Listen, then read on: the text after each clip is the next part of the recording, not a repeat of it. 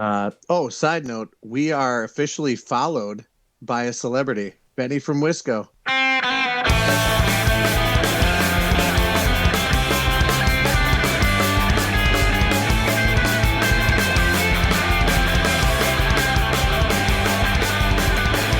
Welcome to another edition of the Gentleman Fantasy Podcast. I'm Kyle, your host. With me, as he is every week that Puka Nakua squeaks out a victory for him, Rob Rushlow. Rob. I'm still alive, baby! I don't know how it happened. Rob is still alive in the Guillotine League. And speaking of the Guillotine League, let's introduce our special guest, Aaron Danielson. He had two of the top three quarterbacks this season. It did not work for him this week. Aaron thought it was business time. It's business time. It's business. It's business time. I know what you're trying to say. You're trying to say it's time for business. It's business time. Ooh. It's business. It's business time. Aaron, it was business time, but it didn't work out for you. Business hours are over. It's no longer business time. Closed for the season.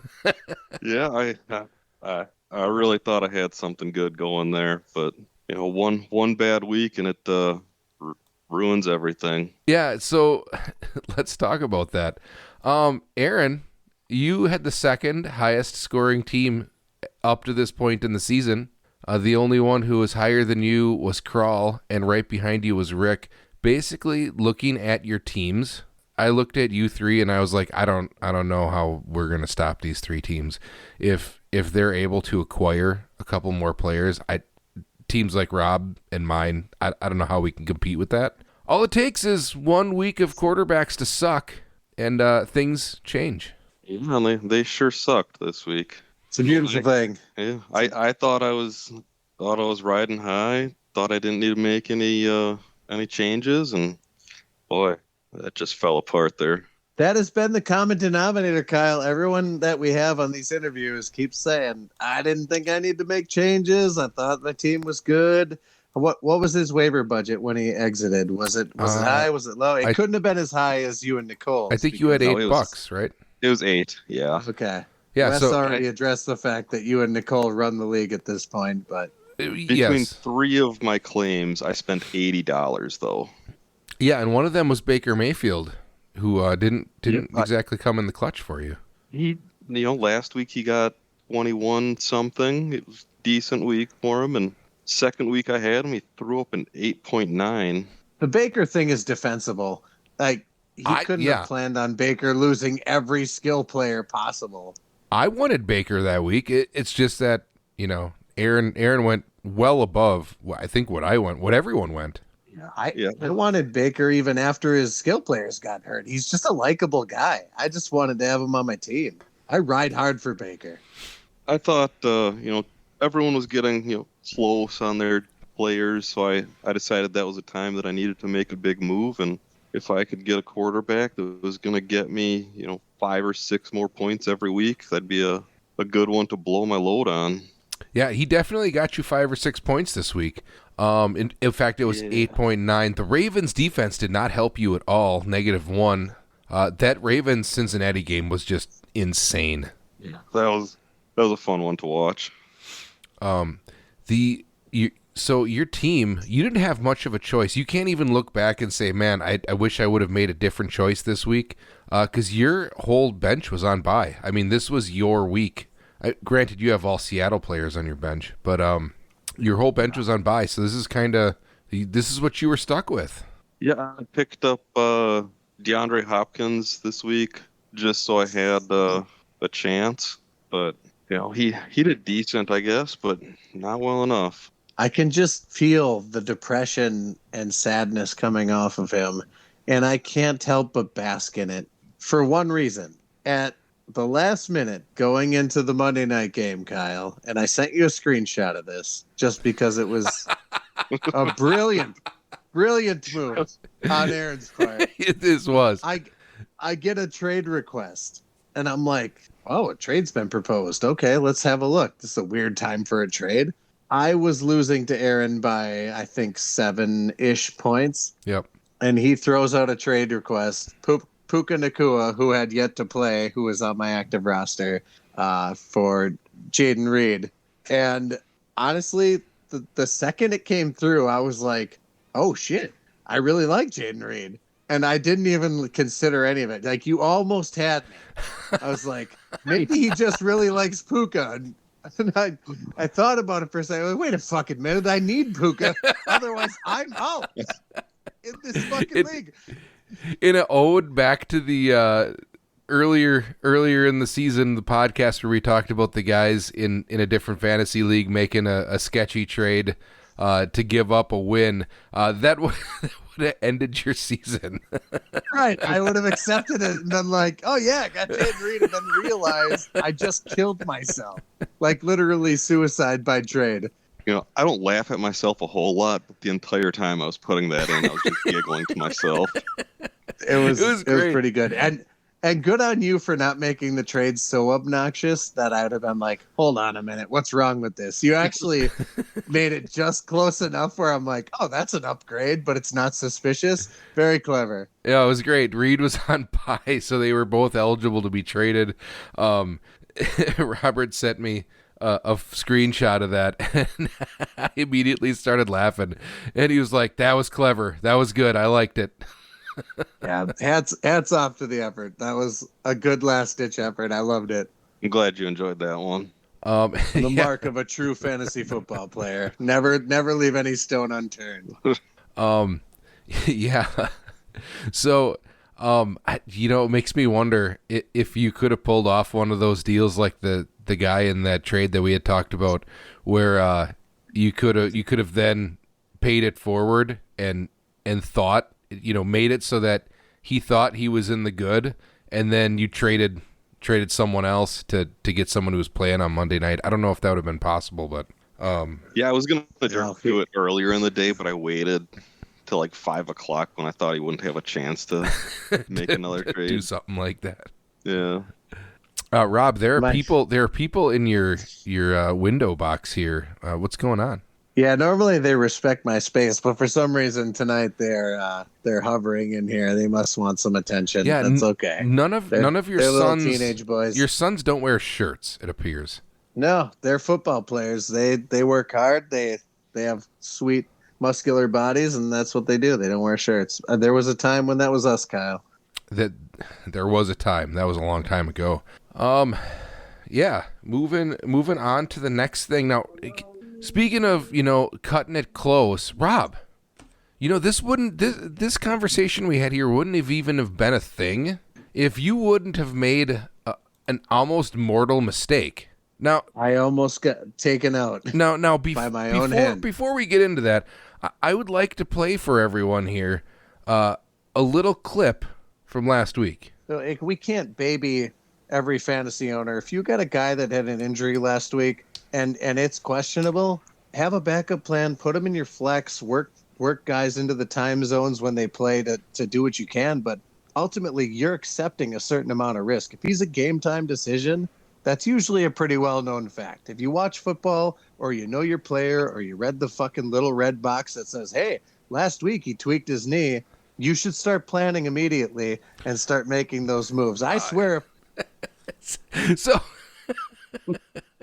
So Rob, what was your plan for Tee Higgins when he didn't play on Thursday night?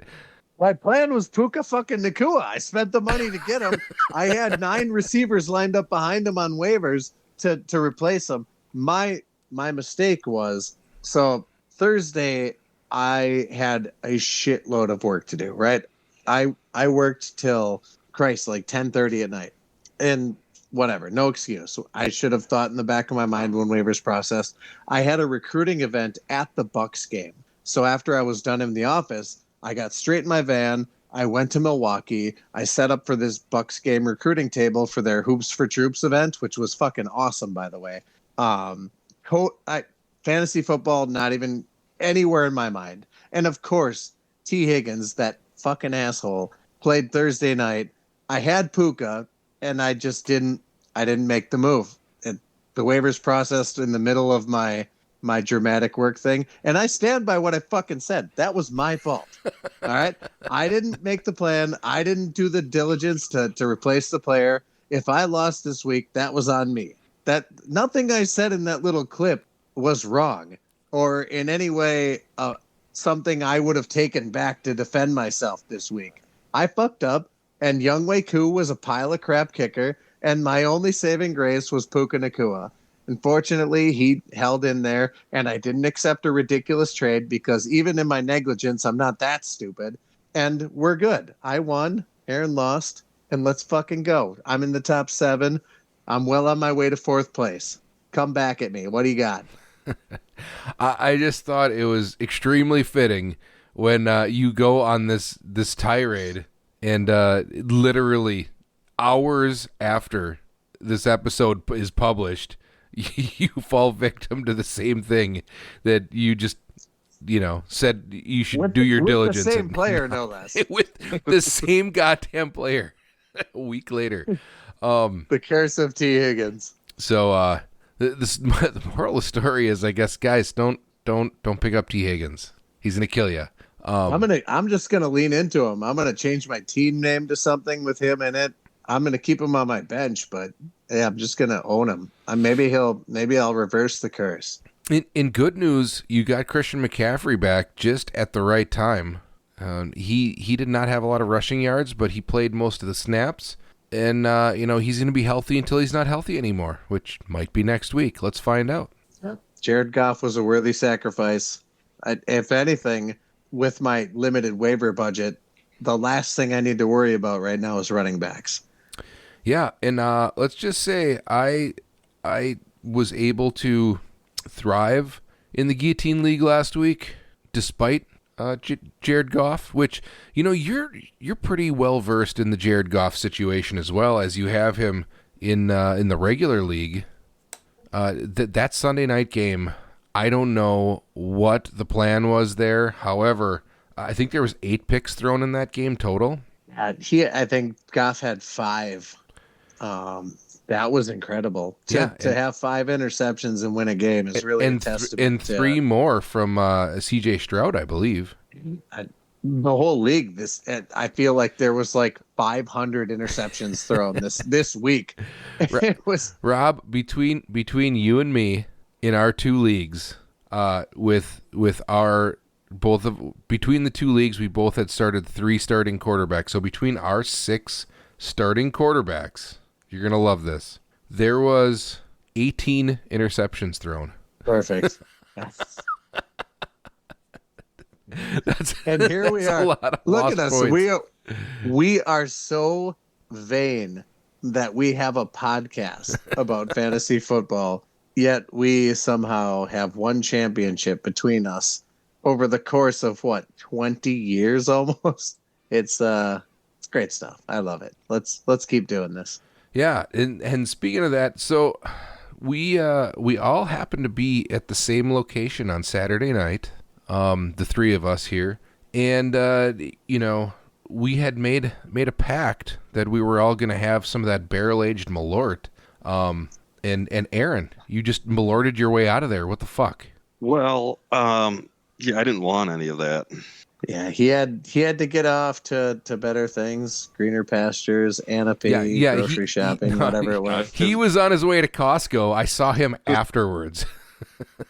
We left, we went to Costco, and sure shit, there's fucking Aaron and Steph standing with, a bag of Reese's animal crackers. Oh, solid choice. Peanut butter animal crackers. Oh, those are very good. Hold on, let me rewind here a little bit.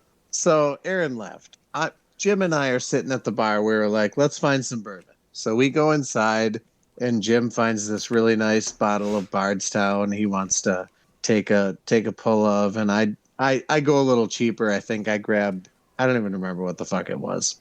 We're drinking bourbon. Kyle comes up behind us and he's like, "It's fucking Malort time. We're drinking Malort," and just insists that we have a shot of this. And we're like, "Well, we got this bourbon. Malort's disgusting. There's no reason to do this." It's like, nope, we're fucking having it. We're doing it right now. We do the Malort. And as expected, it tastes like you wrung a bar rag out through a gym sock and then squeezed it into a shot glass. And that's exactly what I'm ruined- looking for from a shot. Yeah, exactly. Yes. It hung in the back of our mouths and basically Wrecked your palate. it's still there right now, honestly. It never goes away. Well, Um, the only thing that could have solved that was some Jepson's bourbon. I don't know if I've ever had that. I am so disgusted by the Malort that I can't imagine their bourbon can be any better. I have a bottle of Jepson's bourbon. The one that's right in the corner of the screen there, that Not is the Jepson's screen. bourbon. Nope, we don't see it. But that's okay because nobody sees your screen but us. Anyways, there's a reason it's still up there. And it's because you don't even drink it. It's perfectly serviceable. Nothing wrong with it. Not great. It's fine. It's not great, he says. It's not great. Nothing Right. that starts with Jepson's is great. Anywho, I digress. I really enjoyed your birthday party. I was bummed out the record player didn't work. Yeah, I was kind of pissed about that. We got hosed on that record player. Fun fact, after your birthday party, we actually went to a liquor store down the street and I bought a bottle of Malort. Completely unrelated to the fact that we drank it with you. One of my buddies, Zach Peterson, is retiring. He's from Minnesota and he's a huge Malort guy. I actually have a Malort bottle and a Malort Christmas ornament for him that I'll be gifting him for his 20-year retirement party. No idea why he likes it either, but I can distinctly remember a Brewer game where he insisted we all took multiple shots of it. And just like on Saturday, it was disgusting, and I don't know why you people do that to yourselves. I feel like that guy has good taste. I've grown to like Malort, my friend. You're serious? Like you're not even doing this as a plot? Like you're just leaning into this? It's No, like, I enjoy it. Actually, like Malort. In our dart league, we do Malort Mondays. We have for a week now. It's 1 week is enough to call it a tradition. It was just the first Monday after your birthday. Okay. Well, I mean, it's become a tradition. We will be doing that. Please never invite me to that dart league. Well, you're in luck, because we won't.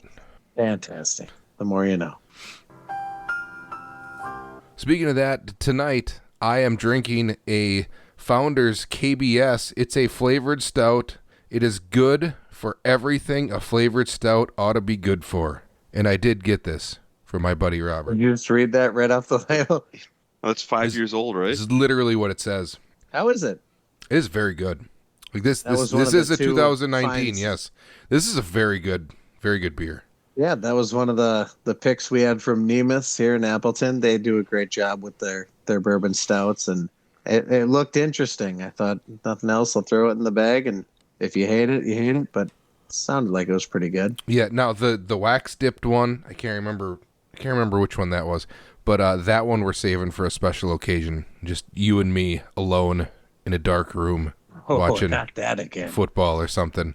Good Lord. We usually do that when the Packers get knocked out of the playoffs. Yes. All right. I'm learning so much tonight. Now, speaking of one more thing from the weekend, we made, our unofficial big plan for this season. The Sunday after Thanksgiving, tentatively, we are making our pilgrimage to Oneida. Yes. Rob, are you ready for this? I'm super ready. I'm going to drag everyone that'll provide entertainment to this. We might have local celebrities. We might have definitely not women. We might have, well, let's be honest, it's just going to be us again. If you're listening to this and you're mildly intrigued, the Sunday after Thanksgiving, we are going to bright and early. We are going to Oneida. We are getting the ring of couches in front of like 8 TVs.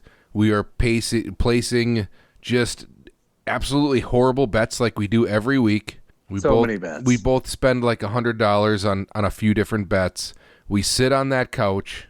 We people watch. There may be a guy in a red robe.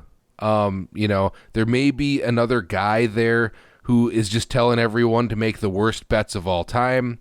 We're probably going to have noodle bowls. Noodle bowls are happening. I might hit the slot machines for a while. It's the only way I'm going to make money that day. We're probably going to see a guy do like a 7-team parlay for $8 that hits for, $12,000 like we did last year. Right here. Let's go. It's going to be a wild day of us sitting on a couch at a casino with all the degenerates. If you guys want to join us, I'm going to try to get Luke Deppery to come just because if you want to see the degenerate of all degenerates on a couch at a casino, you're going to need to observe Deppery in this situation.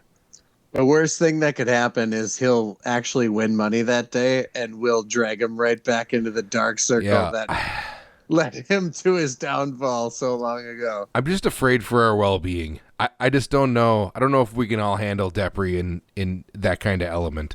Look, we already thought he was dead once this year. How much worse can it get? So that's what we got here.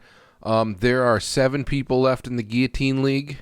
For those of you keeping track at home, and my understanding is Steve's pretty sad about it. So I'm sorry, Steve. We'll just have a moment of silence for Steve. All right. Doesn't your podcast software cut out the silent parts though? It literally does. There's going to be literally a moment.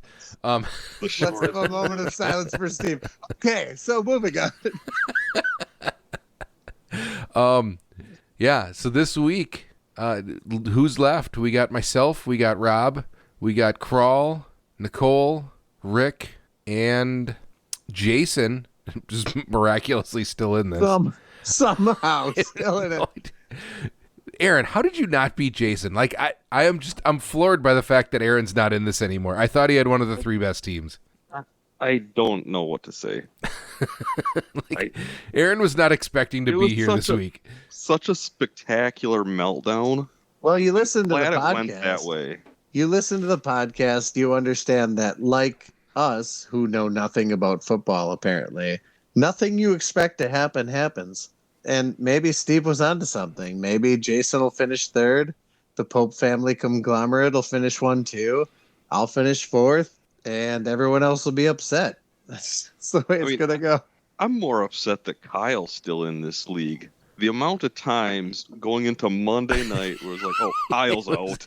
And somehow squeaks one out. It does seem he is every week. At it. Disservice to everyone else that was in this league.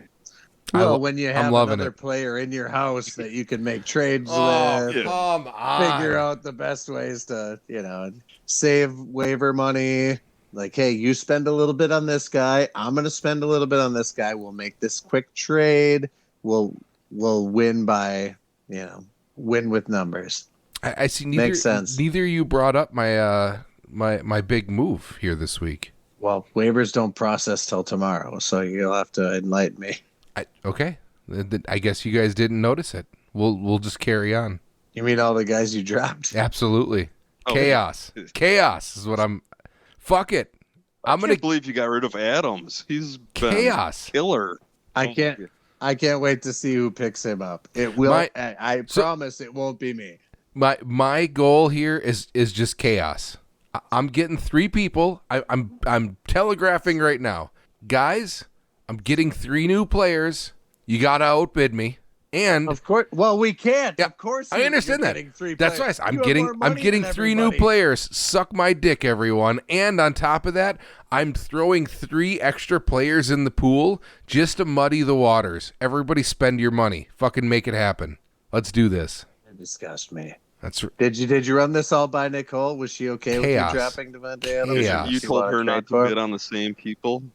Hey, I'm going to drop these 3 players. Don't bid on them. This is important. You need to understand. Did you explain it all to her at breakfast, or was that?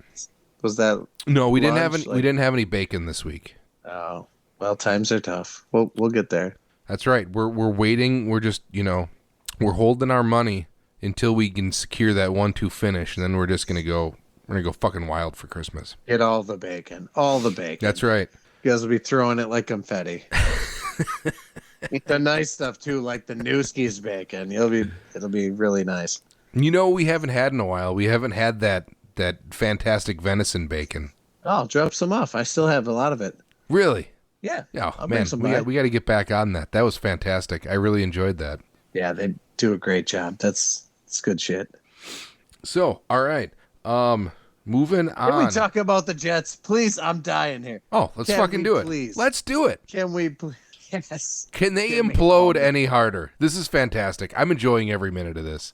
Aaron Rodgers on the sideline, yelling, just screaming at people. I couldn't be happier.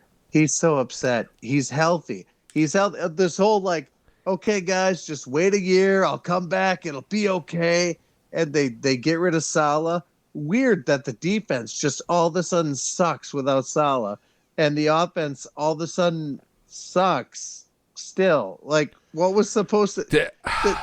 On Sunday, that was atrocious. Like, Oh my God, that was hard to watch. It was, unless you're me, it wasn't hard to watch at all. I loved every second of it. I am basking in every tear Aaron Rodgers sheds for his fucking career that he is single-handedly destroying and dismantling piece by piece. He had something truly fantastic, and he took a giant shit on it.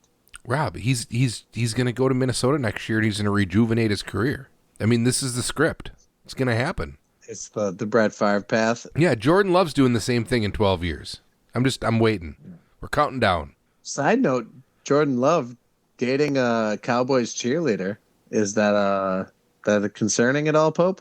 It didn't hit my radar yet. When did this happen? You need a quarterback. That very recently it broke that need a Jordan Love is quarterback. dating a Dallas Cowboys cheerleader. Did you? I saw.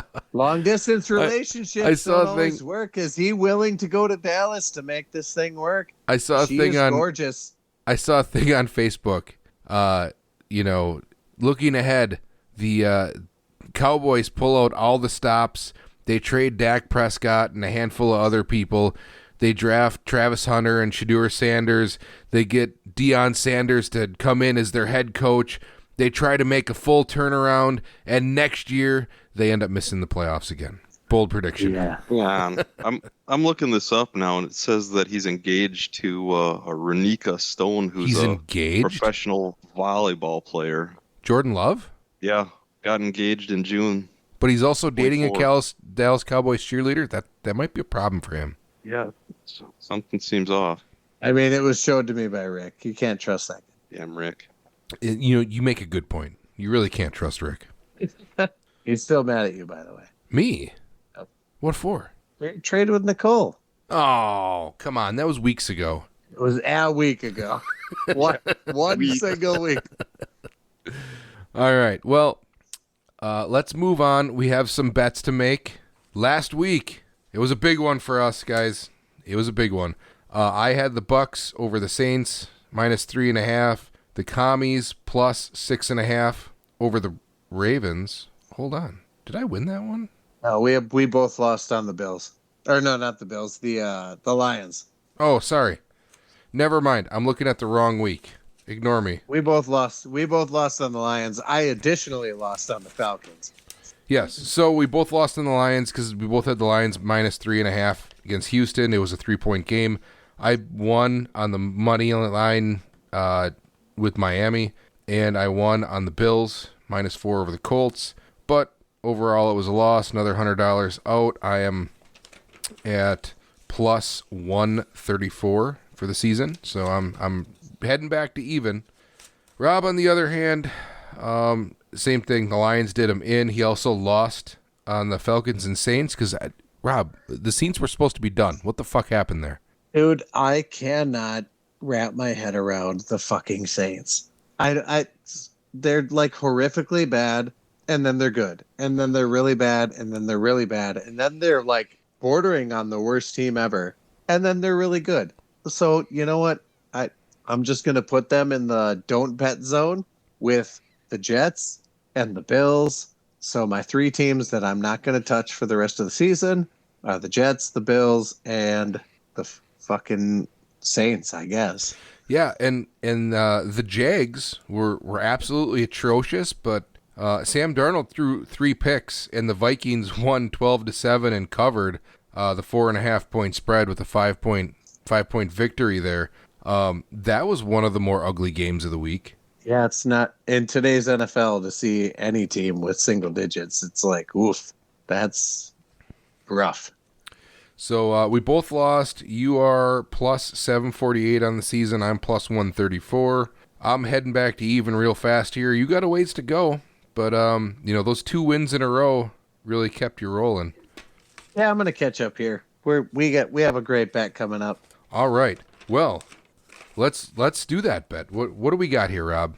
You go first. All right. So last week I promised I would do over-unders. And unlike you, who's actually trying, I'm just trying to be quirky and have a good time here. So we're going to do some over-unders. And No, hold on. You're being quirky. Because you told me the reason why you take these money line favorites with negative odds is because you were just trying to ensure that you win bets. And now you're being quirky. oh, yeah. So what is it? So what is it now? Are you trying to win or are you not trying to win? I just said I would do over-unders because you brought it up last week. So I'm doing it. Well, now I feel like you're trying to make a mockery of this. I mean, there's a difference between trying to make money and just trying to have fun with your bets. Which is what I said from day one. No, you said that you were trying to make money. You said it's more fun to make money. I am making bets that I know are going to win. Well, I guarantee this bet has a better chance than yours because I ran it by some of the best football experts in the game. You ran it by Rick at a bar half an hour ago. And Benny, sort of. He was in the bar. He didn't hear anything we were saying. It was by him. There was also a bartender who heard me talking about it and looked up and said something about the Lions kicker. Anyways, doesn't matter. Hey, the fact best is, this kickers, bet's gonna... the best kickers come from the UFL. Listen, I'm winning. I'm going to win this season and whatever. Here we go. So my over-unders, 3-team parlay. All right, let's do this. So I looked at the Kansas City Chiefs and Buffalo Bills and thought to myself, every time I watch a Chiefs-Bills game, and I know, Kyle, I just said I won't put the Bills in a bet anymore. Yeah. I don't follow my own advice. You're going to put the Bills in the losing side of this, right? Because, I mean, the Chiefs, I don't know what's going on here, but it might be rigged for them to win. I am doing over-unders, and it doesn't matter. So the winner is irrelevant. I'm good just point. taking the over of 45.5 points between the Chiefs and Bills. Every fucking Chiefs-Bills game I've watched in recent memory has been a shootout that involves a lot of points. What was that, 45 and a half, you said? 45.5, my guy. I think that can be hit and surpassed pretty easily. That's interesting because I can't remember what game I was looking at, but 45.5 isn't even, that's like a median line. And you would think these two teams are going to score, right? Well, hence the over, my friend. So there we go. That's leg number 1. These are all at minus 110 for your math purposes. Yep. Next game is the Houston Texans in Dallas facing the Cowboys. I'm taking the under of 42.5 points because the Dallas Cowboys defense is actually pretty good and their offense is actually a pile of burning garbage. So, all things being considered, I don't think they're going to get to that 42.5, and I'm taking the under. Thoughts? All right. I kind of agree with you there. I don't feel like the Houston offense has been hitting on all cylinders. Aaron is wearing an ESPN vest. Did you win that as part of like a ESPN the magazine subscription? My uncle gave it to me years ago. I just found it in my closet when I was getting rid of a bunch of stuff. Thought it's the perfect night to wear it. That's a good looking vest. Anyways, Jerry Jones is old, and I agree it's going to go under. I don't know how much Jerry Jones has to do with any of what's going to happen scoring-wise, but good point. He is old. My third leg, and possibly my favorite, which I think can't possibly miss, which is why it's going to be the one that breaks me this week. I am taking the under of 48.5 between the Baltimore Ravens at the Pittsburgh Steelers. That was the line I was looking at. Yep. There is no fucking way that these two teams collectively get to nearly 50 points. One, the Steelers defense is fantastic. Two, the Steelers offense is Less than fantastic. okay. Yeah. So what the fuck makes anybody think this is going to get to nearly 50? So can I ask you a It's going question? to be one of those grinded out games that finishes at like 17-14, and that's going to be it. So, that's that. Ask me the question. Russ has been cooking. Is he officially back, or are you still out on Russ? This confuses me because I watch the games and I've seen him with talent around him do a really, really shitty job. And now I see him with what I would call mediocre talent around him doing a pretty good job. And it makes me think, how important is coaching? Because look at the I think Jets, it's pretty for important, instance. but he also had Sean Payton last year.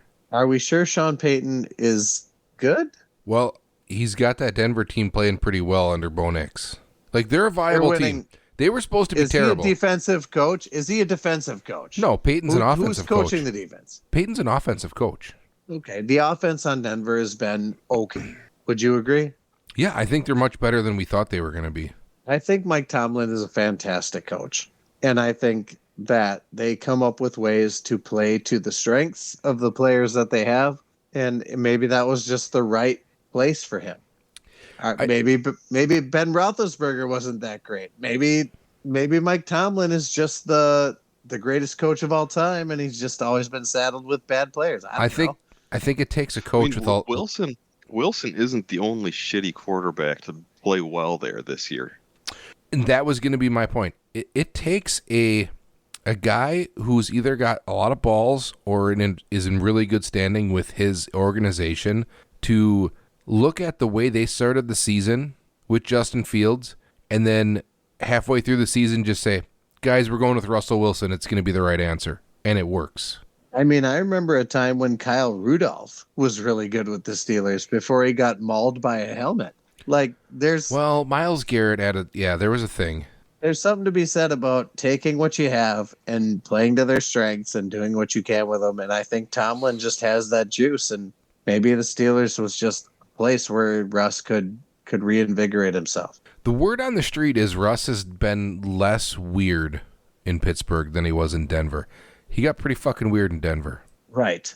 And I guarantee Mike Tomlin, day one, sat down with Russ and said, listen to me. I want you to look me deep in my eyes, and I'm going to tell you something. You are going to shut the fuck up. You are going to get to work, and you are going to shut up. You're not going to do anything else but work hard, learn the plays, run the offense. And I can't stress this enough. You won't say shit to anyone. And it's been working. So that's the explanation. Yeah. Tomlin can be aggressive. Like, you can't tell me if Mike Tomlin sat down and looked you deep in your eyes and said, Kyle, you are going to shut the fuck up. You'd probably be like, okay, sounds good. Yes. I mean, he is a very tough, scary looking guy. Aaron, I need your over-under on the amount of bathrooms that Russell Wilson has in his Pittsburgh home. The one he had in Denver had 3 bedrooms and 8 bathrooms. I'm setting the line at 6, over, under 6 bathrooms, Aaron. I was going to say 5, so I guess I'm taking the under. All right, we'll check into that for next week. Not a chance. Have you had a Philly cheesesteak? There's no way that that's not the over. That if you can make it to a bathroom after having a big, greasy, fucking authentic Philly cheesesteak, I mean, there's no way. We're talking Pittsburgh here. They're more Right. pierogies. Yeah. It's like a potato-filled dumpling. That's solid. It's heavy. Just Yeah. that's Oh, always yeah. Some real I like heavy the argument. dumps going on there. Yep. All It's right, not running fair through enough, you fair like enough. a cheesesteak. I like it. Just good It's hearty, important that we address this. good hearty dumps there. I'm having so much fun with this. Over under. Okay, fine. Over under. How many dumps does Russell Wilson take a week? He's got a personal trainer and a by the way, he got back on his training regimen that he was doing with the Seahawks. He's got his trainer back. Maybe things are better. I don't know.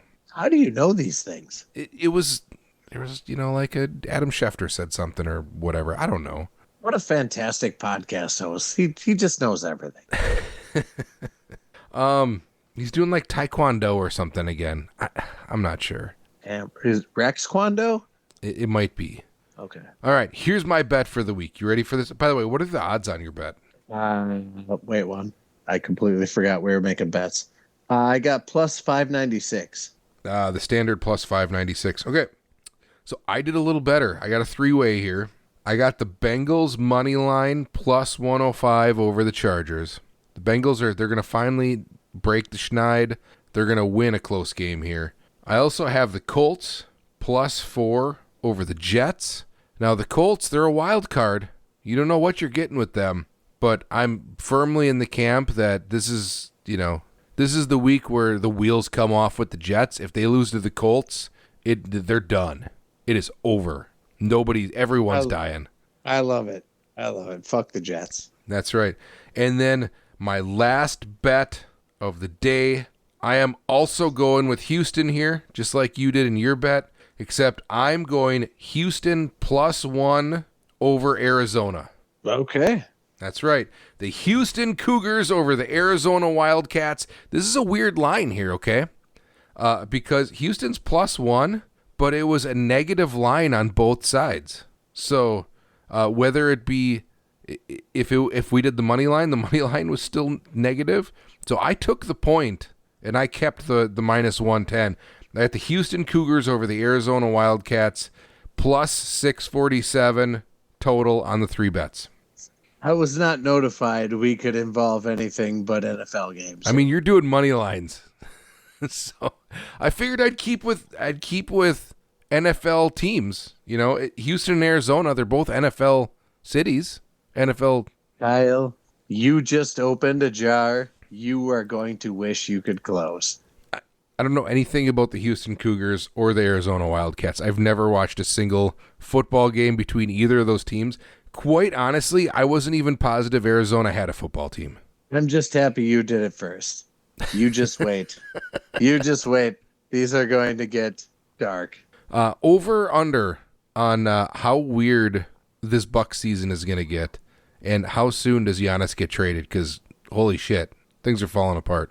Yeah, I mean, maybe winning the in-season tournament will turn things around. I don't know. It's really bad. I think the run's really, over, guys. Really, I think it's it. They're barely beating very bad teams. I think the run is done. I can't overstate. I've been saying this for years now. I'm super excited they won a championship. It was one of the greatest moments sports-wise in my life. You were there. We drank E.H. Taylor. It was in Rick's backyard. Mm-hmm. It was fucking awesome. And we just have to be okay with the fact that franchises, they go up, they go down. We had the 2001, run where they didn't quite make it due to some very poor refereeing. We just got to wait for the next one. We had one of the greatest, arguably one of the 10 best players in history on our team. And I'm super excited that we had this run for being such a small market team like the Bucs are. And to be able to have something this special, it's great. There's so many teams that are like, we've never had that. We've never had a player as special as Giannis. We've never even won a championship. That's still a thing for some teams, and that could easily have been us. And I enjoyed the ride. I love Giannis. If he decides he wants to go somewhere else, I get it. Our management is doing such a poor job. We should have moved Middleton a long time ago. And that was probably the right answer. That may have kept this going. But yeah, I just think it's done. It's cooked. We tried the Dame thing. We probably shouldn't have ditched Holiday. He was not the right fall guy. And it's done. And it was great. I enjoyed it. Thank you, Giannis, for everything. And cool. Yeah, we're done. I mean, I argued that point when they made that trade. Because with moving Holiday, you lost the heart of the team. He was the logical piece to move, and I've never been sold on Dame from day one, even when he was with the Blazers. I thought he was an empty calorie guy. He doesn't play defense. I haven't liked the way the team makeup since he's been there. Middleton's been hurt a lot. Bill Simmons says the logical destination for Giannis is Brooklyn now, and the trade that Simmons outlined as a possibility was Ben Simmons expiring contract and like 10 first-round picks. Perfect. I mean, that's a way to rebuild if you got the right infrastructure to rebuild, but it's like a long-haul rebuild. Honestly, when Giannis leaves, we're cooked either way. He is the team. When he's gone, it doesn't matter what you get back in trade. Nobody is Giannis. So we'll go back to obscurity and we'll enjoy watching basketball for what it is for the next 20 years, and hopefully over the course of, like you said, a bunch of picks. That's probably the best case scenario. In fact, we should probably be shopping him as soon as possible, given the fact that he has had some weird injuries. Like, get him at max value and just try to maybe harness something. Like, do you remember when we drafted Giannis and how, that first couple of years everyone was like, wow, this might not be a thing. He's so skinny. He's, and then he grew a bunch and he put on a bunch of muscle, and all of a sudden he's this incredible player. And he even said he was incredibly thankful that we took a risk on him, and that's why he extended with the Bucks, which, was nice to see somebody actually showing some dedication to a team that took that chance instead of bailing the first chance he gets. But that's what you get with these foreign players that don't come from money and haven't grown up in the AAU system, where it's just like, yep, I'm just moving on to wherever I can win championships. Yep. It's all about getting my name on a fucking Nike label. That wasn't him, even though his Hulu commercial was really funny, shooting the money guns. I loved it. Like I said, can't be more grateful for the championship, but it's over. Like, we need to move him. We need to start over and go back to being shitty Bucks for a while. Yeah, so, I mean, we got nothing to root for there. Yeah, well, let's wrap her up here. Aaron, do you have any good family circle jerk stories for us this week? I don't think I've got anything for you this week.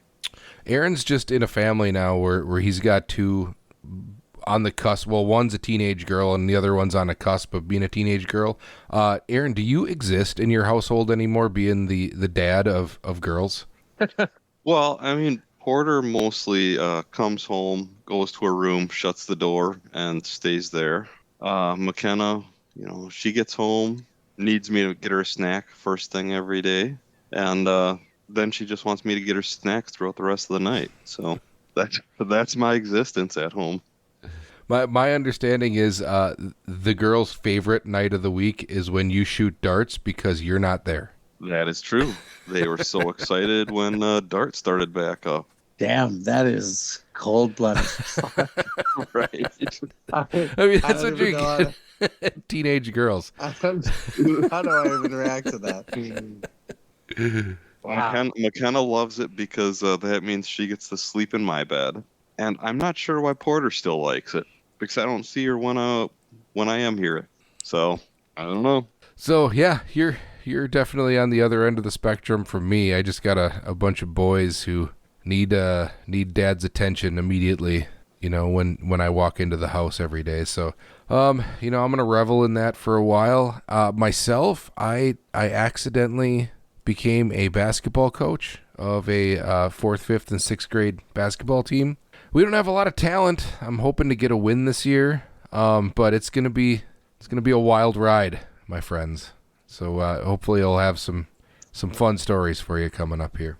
What's your philosophy? What's the defense going to look like? You going to do the Holy Cross thing? You going to what triangle? What are you thinking? So I'm going to need them to be able to dribble the ball without traveling or double dribbling. And strong start. I've got a few kids that cannot shoot past the block. So we tried free throws tonight. And I think I got 4 kids that can't get the ball to the hoop from the free throw line. So it's gonna be an interesting road ahead, but we'll see what we can do here. Okay. So dominate the paint basically is your concept. That's kind of so yeah. So I am the I guess you'd say assistant coach, but the coach. The main coach is not John Benzinger. No.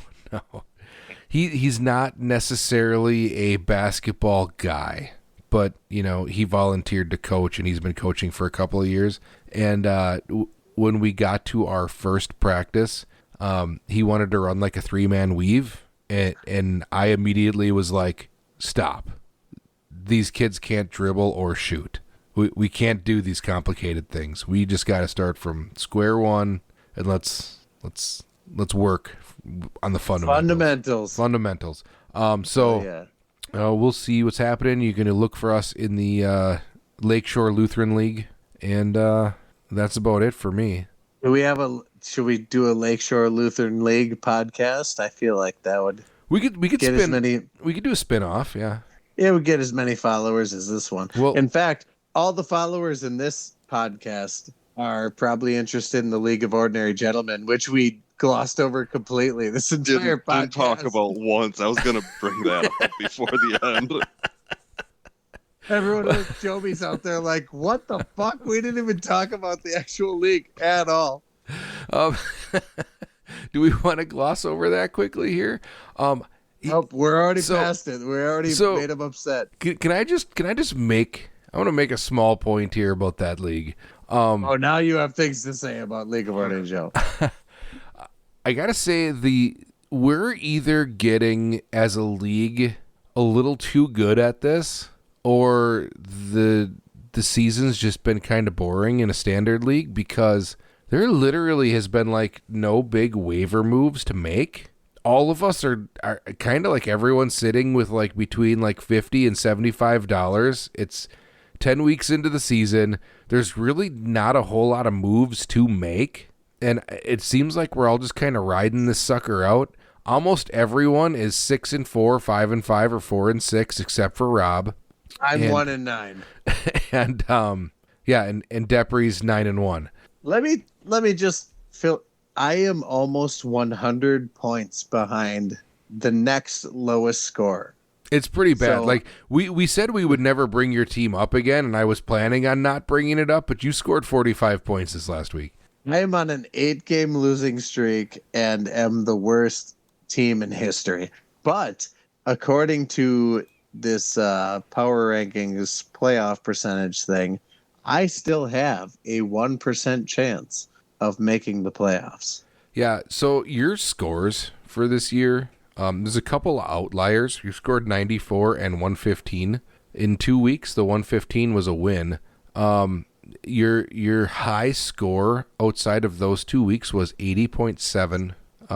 Your other scores were 71, 72, 65, 54, and 44. It continues to get lower each week. Yeah, the injuries happened fast. And the playoffs are creeping up on us real quick here. We're 4 weeks away from the playoffs. Pretty soon we're gonna have to do some playoff odds.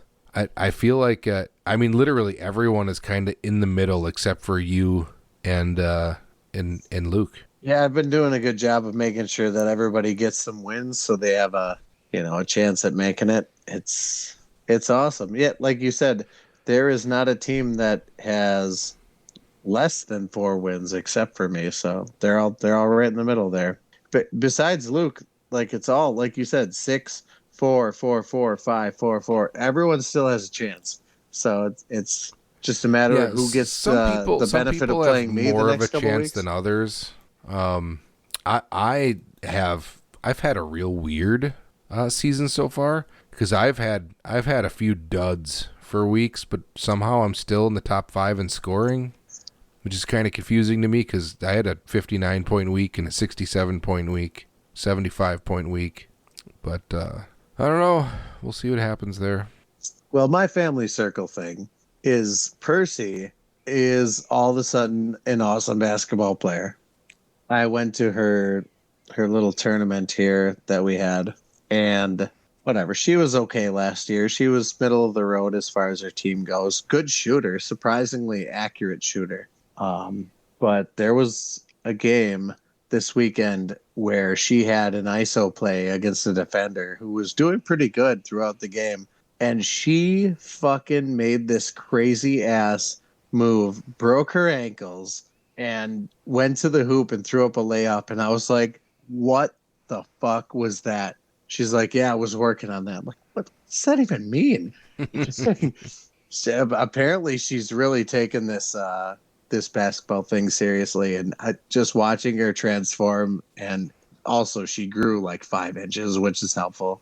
But yeah, all of a sudden she's this awesome athlete, and it's exciting. I'm genuinely excited to go to her games now. She's unlocked this like level of aggression on defense. She's actually getting around and going after people and forcing things like jump balls and really being feisty on the court and really dribbling. I was excited to see it. So, so Caitlin Clark, watch out. Percy's coming in, like 5, 6, 7 years here. I'm kidding, but it was pretty cool. None of my kids are like lofty phenomenal expectations, athletes. my friend. Mostly all my kids are pretty handicapped by size. My boys are pretty short for high schoolers, which I was too. My dad was. It's a family thing. But Percy's actually been growing pretty phenomenally, and she's really working hard. I'm pretty proud of her. So, I don't normally have family stuff, but I felt that was worth noting. Well, all right. We'll look for her on the Pro-Am tour. But yeah, well, I guess Aaron, you're out of the Guillotine League. This is your first NFL experience. How was your experience in the Guillotine League, and would you do it again next year? Kyle, you've been asking me to do some kind of fantasy league for a while, and I've always said no because I get so into things like this and just keep track of it all the time. I think I started listening to 4 different podcasts about fantasy football just to keep up on it. We got him, Rob. We got him. We got him. You're killing me here. He's hooked. Yep, I'm an addict. What can I say? So we just got to get him into Baccarat now. Oh, I was a non-believer. I'm not gonna lie. I'm in. You sucked me in. It's gonna be a problem next year. I guarantee it. Well, Aaron, so we got you now. Aaron's gonna be a staple in this Guillotine League, guys. I think we're gonna continry this. I'll be back next year. He's not just XFL Aaron anymore. I really, Aaron, I'm not going to lie. The way your team started out this season, I was like, you know what? This fucking guy, XFL Aaron's going to come in and show us the right way to play fantasy football by drafting punters and kicker spots and but yeah, I mean that first week where I had like 188 points, and I was feeling pretty high that week. Why didn't anyone tell me this stuff was that easy?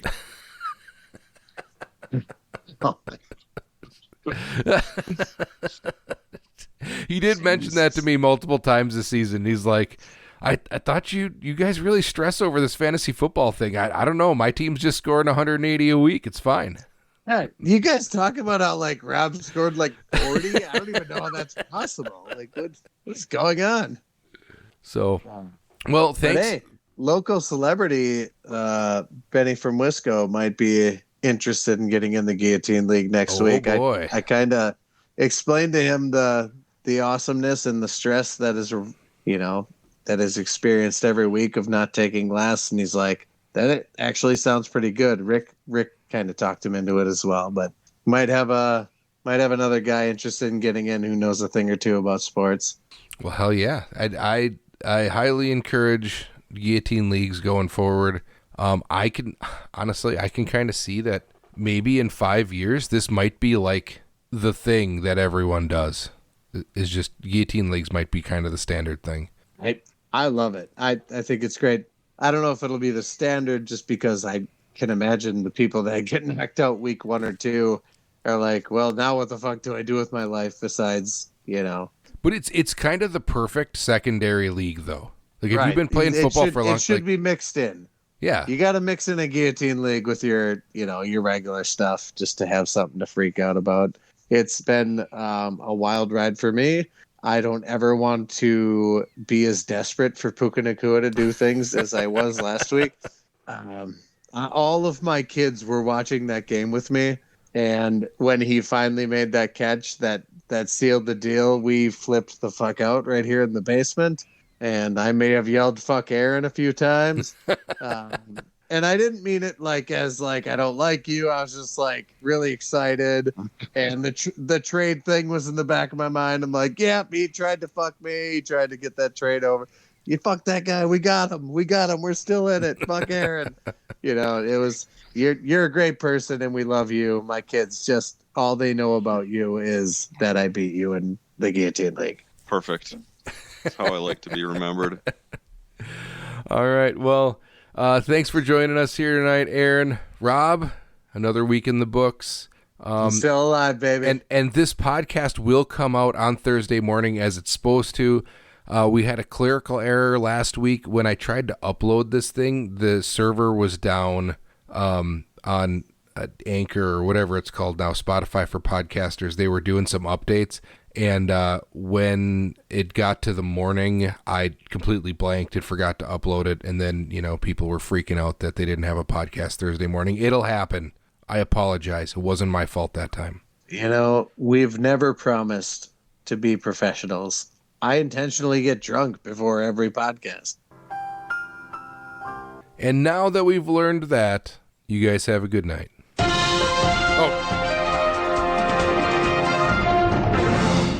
Breaking news. The Packers won't lose another game for the rest of the season.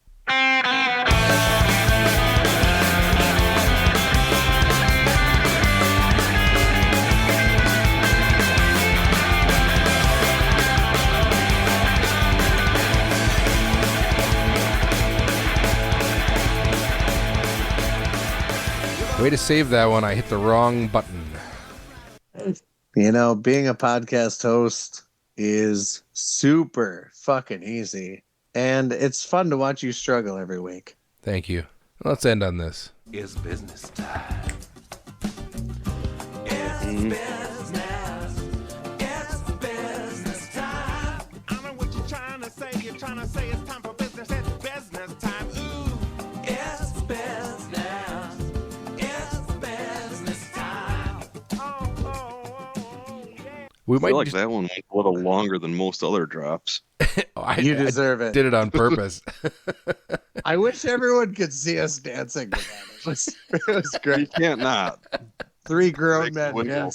dancing to a song.